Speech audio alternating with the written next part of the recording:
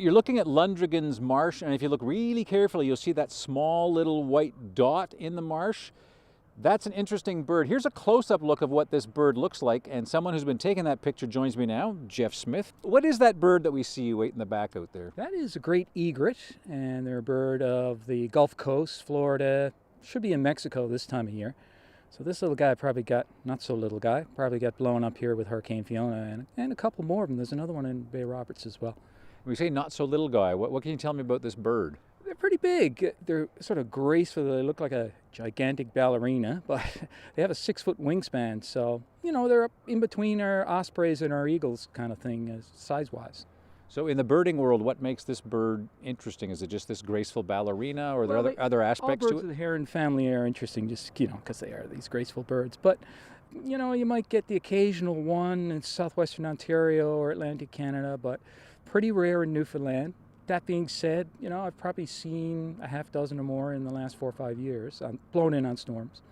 This bird has quite an appetite, right?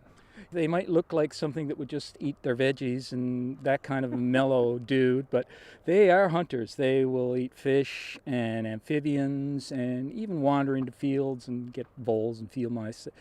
And you know, they have this very sharp bill that they use like a spear. They can actually spear a frog right through its body, flip it up, and swallow it down. It's pretty remarkable.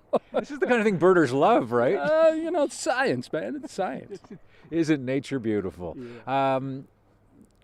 I'm afraid to ask this question because I think I know the answer, but what are this bird's chance of survival? It's used to Florida, and here it is in Newfoundland in November. Yeah, it's iffy. You know, a lot of them I've photographed in the past didn't last a long time. They struggle and stick it out for a while once it gets frosty at night. They're just not built for it. They're not evolved for this kind of a habitat. And they don't really have that instinct, you know, to get up and say, I got to get the heck out of here. Right. So you've been watching this bird off and on. What kinds of things have you observed as a birder? What's it been doing here? Well, the first day I saw it was, I have a friend on Virginia Lake who allows me private access on the north side. And I wandered down one day because somebody said this great egret had been seen down there. And I walked to my little spot where he has a deck on the shore, and 30 feet away from me, there it was. So I sort of kept back, you know, out of its circle of fear and got a shot about 30 feet away, a nice portrait kind of an image, right? But then it's been moving around. It was at Kenny's Pond, Kent's Pond, Virginia Lake, but now it seems to be sticking here. It must like the fishing. I know you've been talking to somebody about, you know, a remote chance of trying to save this poor lost creature. Can you tell me about that?